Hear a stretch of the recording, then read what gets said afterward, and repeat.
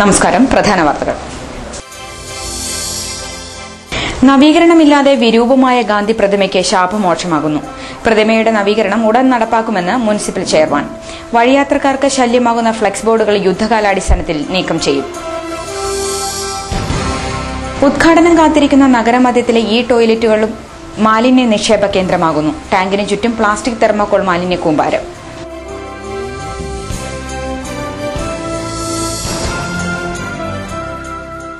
ഉപസഭകളുടെ പ്രവർത്തനം കാര്യക്ഷമമാക്കി സംഘടനയെ ശക്തിപ്പെടുത്തുമെന്ന് വെള്ളാള മഹാസഭ തൊടുപുഴ താലൂക്ക് യൂണിയൻ.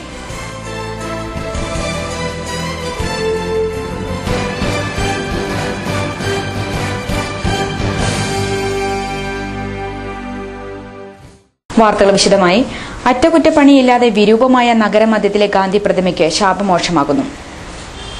പ്രതിമ യുദ്ധകാലാടിസ്ഥാനത്തിൽ പെയിന്റ് ചെയ്ത് നവീകരിക്കുമെന്ന് municipal chairman T J Joseph പറഞ്ഞു. ഇക്കാര്യത്തിൽ ഏജൻസിയെ ചുമതലപ്പെടുത്തിയിട്ടുള്ളതാണ്. മഴ തടസ്സമായാൽ പടുത കെട്ടി നവീകരണം നടത്തുമെന്നും അദ്ദേഹം പറഞ്ഞു. തൊടുപുഴ ഗാന്ധി പ്രതിമയുടെ പെയിന്റിംഗ് പരിപാടി നടത്തുന്നതിന് വേണ്ടി ഹരിത തങ്കച്ചനെ ചുമതലപ്പെടുത്തിയിട്ടുണ്ട്. അതിന് അടിക്കേണ്ട പെയിന്റൊക്കെ വാങ്ങിച്ചു വെച്ചിട്ടുണ്ട്. അന്ന് അടിക്കാൻ വന്നപ്പോൾ ചെറിയ മഴ പെയ്തുകൊണ്ട് അടിക്കാൻ കഴിഞ്ഞില്ല. അത് പേപ്പറിട്ട് മിനുക്കി പുട്ടിയടിച്ച് ഇപ്പോൾ ഇട്ടിരിക്കുകയാണ്. മഴയാണെങ്കിൽ ഇനി ഒരു പടുത കെട്ടി അത് പെയിന്റ് ചെയ്യാനുള്ള നടപടികൾ വരുന്ന ആഴ്ചയിൽ തന്നെ ചെയ്യുന്നതാണ്. നഗരത്തിലെ ഫുട്പാത്തുകളെ റോഡിൽ നിന്ന് മറയ്ക്കുന്ന ഫ്ലെക്സ് ബോർഡുകൾ നീക്കം ചെയ്യുമെന്ന് ചെയർമാൻ അറിയിച്ചു. ഫ്ലെക്സ് ബോർഡുകൾ സ്ഥാപിക്കുന്ന കാര്യത്തിൽ വ്യാപാരികളും കക്ഷി നേതാക്കളും നഗരസഭയുമായി ധാരണയിലെത്തിയിരുന്നു. എന്നാൽ ഇക്കാര്യത്തിൽ പലരും ധാരണ ലംഘിച്ചതായും അദ്ദേഹം ചൂണ്ടിക്കാട്ടി. പല സ്ഥലങ്ങളിലും റോഡുകൾ മറച്ച് ഫ്ലെക്സുകൾ സ്ഥാപിച്ചതോടെ സാമൂഹ്യ വിരുദ്ധ ശല്യം രൂക്ഷമായിരുന്നു. ഫ്ലെക്സ് ബോർഡുകൾ അവിടെ വയ്ക്കാൻ പാടില്ല എന്ന് സർവകക്ഷി യോഗത്തിലും അതിനുശേഷം ഈ അടുത്ത ഒരു മാസം മുമ്പ് കൂടിയ വിവിധ രാഷ്ട്രീയ പാർട്ടികളുടെയും മർച്ചന്റ് അസോസിയേഷന്റെയും തൊടുപുഴ DSPയുടെയും തൊടുപുഴ മുനിസിപ്പൽ അധികാരികളും കൂടി ചേർന്ന് വീണ്ടും അവിടെ വയ്ക്കരുത്, ഫുട്പാത്തിന്റെ അവിടെ വയ്ക്കരുത് എന്ന നിർദ്ദേശം നൽകിയിരുന്നതാണ്. എന്നാലും ഇപ്പോഴും പല രാഷ്ട്രീയ പാർട്ടികളും മറ്റ് സംഘടനകളും അവിടെ കൊണ്ടുപോയി ബോർഡ് വെച്ചിട്ടുണ്ട്. അപ്പോൾ ആ ബോർഡുകൾ അടിയന്തരമായി നീക്കം ചെയ്യുന്നതാണ്. ഗാന്ധി സ്ക്വയറിലെ കേടുവന്ന ഹൈമാസ്റ്റ് ലൈറ്റ് ഉടൻ തന്നെ നന്നാക്കുമെന്ന് ചെയർമാൻ പറഞ്ഞു. തൊടുപുഴ ടൗണിലെ ഗാന്ധി സ്ക്വയറിൽ സ്ഥാപിച്ചിരിക്കുന്ന ഹൈമാക്സ് ലൈറ്റ് 2 മാസമായി കത്തുന്നില്ല. അതിന് മുമ്പ് ഒരു 4 മാസം മുമ്പ് നന്നാക്കുകയും കത്തിക്കൊണ്ടിരുന്നതാണ്. ഇപ്പോൾ 2 മാസമായി കത്തുന്നില്ല. അപ്പോൾ അത് റിപ്പയർ ചെയ്യാൻ വേണ്ടി മുട്ടത്ത് ഇലക്ട്രിക്സ് വാഴൂരുള്ള രാജു എന്ന് പറയുന്ന ആളെ ചുമതലപ്പെടുത്തിയിട്ടുണ്ട്. നാളെയോ മറ്റന്നാളോ കേടായി കിടക്കുന്ന ഹൈമാക്സ് ലൈറ്റ് റിപ്പയർ ചെയ്യുന്നതാണ്. തൊടുപുഴ നഗരത്തിൽ മുനിസിപ്പാലിറ്റി സ്ഥാപിച്ചിരിക്കുന്ന ഈ ടോയ്ലറ്റ് ഉദ്ഘാടനത്തിന് മുൻപ് തന്നെ ചില വ്യാപാരികളുടെ മാലിന്യ നിക്ഷേപ കേന്ദ്രമായി മാറിക്കഴിഞ്ഞു. ഈ ടോയ്ലറ്റിന്റെ ടാങ്ക് സ്ഥാപിച്ചിരിക്കുന്ന കുഴിയിലാണ് പ്ലാസ്റ്റിക്കും തെർമോക്കോളും സൗകര്യപൂർവ്വം നിക്ഷേപിക്കുന്നത്. അധികൃതർ നടപടി സ്വീകരിച്ചില്ലെങ്കിൽ ഈ ടോയ്ലറ്റ് ഉദ്ഘാടനത്തിന് മുൻപ് ഔട്ട്ലെറ്റ് ടാങ്കും പ്ലാസ്റ്റിക് കൊണ്ട് നിറയും. മുനിസിപ്പൽ ടൗൺ ഹാളിന്റെ മുറ്റത്താണ് നഗരസഭ ഈ ടോയ്ലറ്റ് പണി കഴിപ്പിച്ചിരിക്കുന്നത്. ഇതിന്റെ പരിസരമാണ് പുതിയ മാലിന്യ നിക്ഷേപ കേന്ദ്രം. മുതലക്കോടം ജയ്ഹിന്ദ് ലൈബ്രറിയുടെ ആഭിമുഖ്യത്തിൽ സൗജന്യ ഹൃദ്രോഗ നിർണയ ക്യാമ്പ് സംഘടിപ്പിച്ചു. മുതലക്കോടം ഹോളി ഫാമിലി ആശുപത്രിയുമായി സഹകരിച്ചാണ് ക്യാമ്പ് നടത്തിയത്. ഡോക്ടർ ഷാനവാസ് ഖാൻ, ഡോക്ടർ അനിൽ ചെറിയൻ എന്നിവർ നേതൃത്വം നൽകി. ലൈബ്രറി കൌൺസിൽ ജില്ലാ secretary KM Babu medical camp ഉദ്ഘാടനം ചെയ്തു. ഈ മലയോര മേഖലയെ സംബന്ധിച്ചിടത്തോളം ഈ മേഖലയിലെ ജനങ്ങൾക്ക് എന്നും ആശ്വാസകരമായി നിൽക്കുവാൻ ഈ ഹോസ്പിറ്റലിൽ കഴിഞ്ഞിട്ടുണ്ട്. ഈ ഹോസ്പിറ്റലിന്റെ ഭാഗമായിട്ട് തന്നെ തൊടുപുഴയിൽ കിട്ടാത്ത ചികിത്സകൾ, ആൻജിയോഗ്രാമും അതുപോലെ ആൻജിയോപ്ലാസ്റ്റി അതുപോലുള്ള വിദഗ്ധ ചികിത്സകൾ പോലും ഇന്ന് ഇവിടെ ലഭ്യമാകുന്നു എന്നുള്ളത് രോഗം ബാധിക്കുന്നവരെ സംബന്ധിച്ചിടത്തോളം ആശ്വാസകരമാണെന്ന് പറയേണ്ടത്. ഇന്നിപ്പോൾ രോഗം വന്ന് ചികിത്സിക്കുന്നവരാണ് കൂടുതലും. രോഗം വന്ന് ചികിത്സിക്കുന്നതിനേക്കാൾ എത്രയോ പ്രയോജനകരമാണ് രോഗം വരാതിരിക്കുവാനുള്ള മുൻകരുതലെടുക്കുന്നത് എന്ന് കാണേണ്ടതായിട്ടുണ്ട്. പക്ഷെ പലപ്പോഴും നമ്മൾ അത്തരം കാര്യങ്ങളിൽ ദത്തശ്രദ്ധരല്ല എന്ന് കാണേണ്ടതുണ്ട്. പരിഷ്കൃത രാജ്യങ്ങളിലെല്ലാം ഓരോ രോഗവും വരാനുള്ള കാരണങ്ങളെ സംബന്ധിച്ച് മുൻകൂട്ടി അറിവ് നൽകുന്നു, വരാതിരിക്കുവാനുള്ള കരുതൽ സ്വീകരിക്കുന്നു. അങ്ങനെ രോഗങ്ങളിൽ നിന്നും രക്ഷപ്പെടുവാനുള്ള പ്രാഥമികമായ അത്തരം പരിശ്രമങ്ങൾ നടത്തുവാനും അതിൽ നിന്ന് രക്ഷപ്പെടുവാനും എല്ലാമുള്ള സാഹചര്യങ്ങളുണ്ട്. നമ്മുടെ നാടിനെ സംബന്ധിച്ചിടത്തോളം അത്തരം കരുതലുകൾ നമ്മൾ സ്വീകരിക്കുന്നില്ല എന്നുള്ളത് നമ്മുടെ നാട്ടിൽ ഇത്തരം രോഗങ്ങൾ വർദ്ധിക്കുവാനും അതിന് അടിമപ്പെടുവാനുമെല്ലാം ഇടയാകുന്നുണ്ട് എന്ന് കാണുന്നു.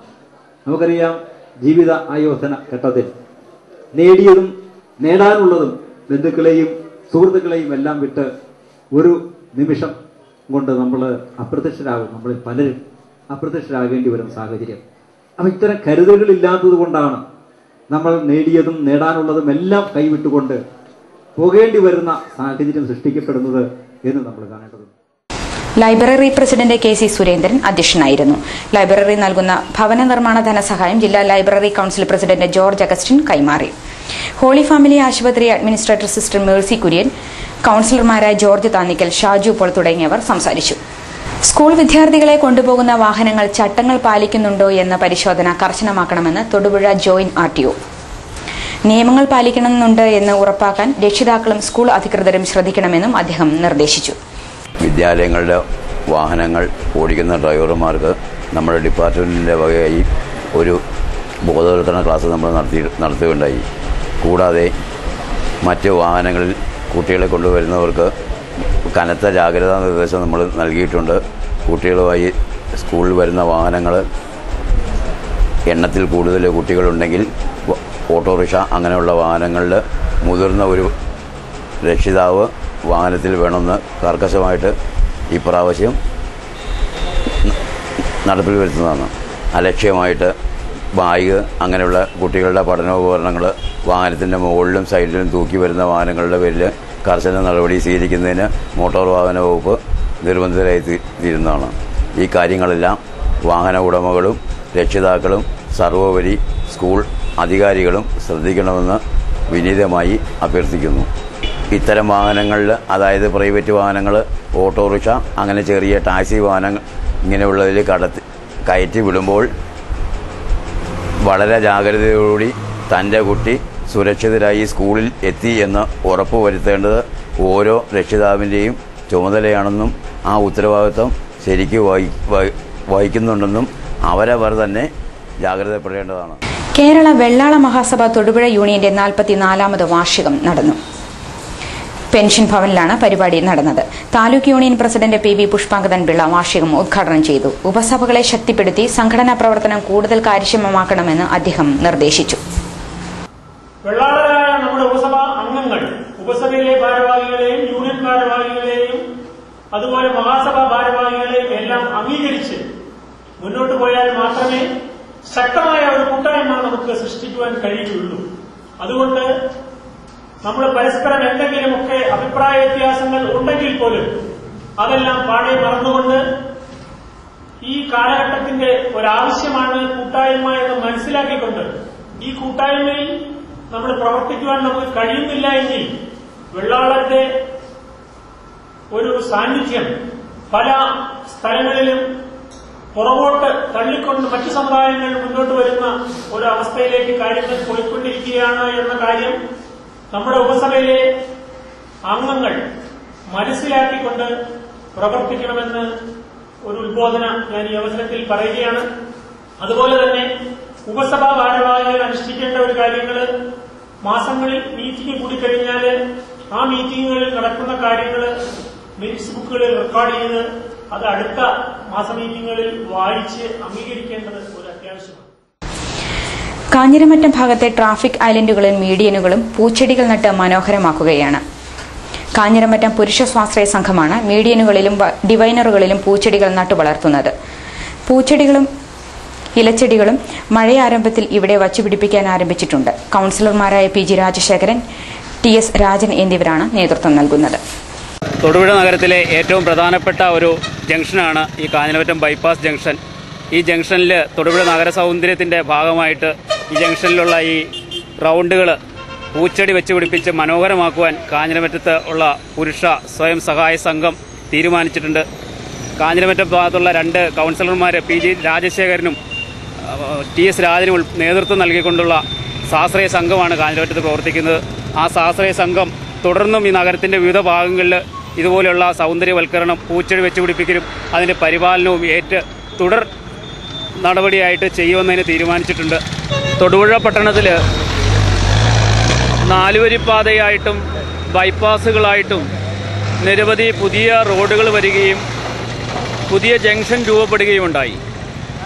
എന്നാൽ നാളിതുവരെ സൗന്ദര്യവൽക്കരണത്തിൻ്റെ ഭാഗമായിട്ടുള്ള ഈ ജംഗ്ഷനുകളിലെ ഐലൻഡുകളോ ട്രയാങ്കിളുകളോ പുല്ല് വെട്ടി വൃത്തിയാക്കുവാനും അവിടെ പൂച്ചെടികൾ വെച്ച് നഗര സൗന്ദര്യവൽക്കരണം നടത്തുവാനോ കൗൺസിലർമാരോ അല്ലെങ്കിൽ മറ്റ് റെസിഡൻസ് അസോസിയേഷനുകളോ ഒരു ഏജൻസിയും തയ്യാറായിട്ടില്ല. എന്നാൽ കാഞ്ഞിരമറ്റത്ത് പ്രവർത്തിക്കുന്ന കേസരി പുരുഷ സ്വാശ്രയ സംഘത്തിൻ്റെ നേതൃത്വത്തിൽ കാഞ്ഞിരമറ്റം ഈ മെയിൻ ജംഗ്ഷൻ 4 ട്രയാങ്കിളും ഒരു റൗണ്ടുമാണ് ഇവിടെയുള്ളത്.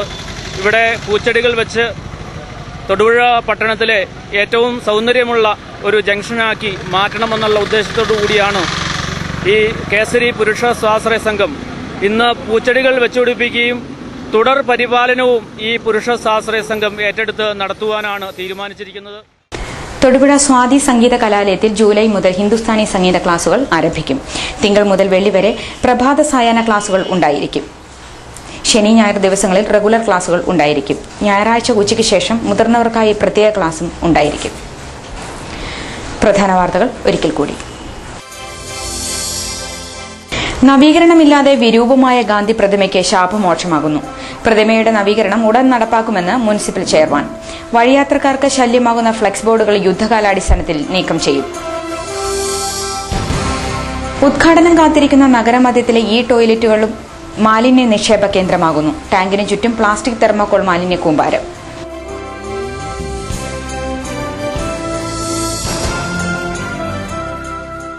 ഉപസഭകളുടെ പ്രവർത്തനം കാര്യക്ഷമമാക്കി സംഘടനയെ ശക്തിപ്പെടുത്തുമെന്ന് വെള്ളാള മഹാസഭ തൊടുപുഴ താലൂക്ക് യൂണിയൻ.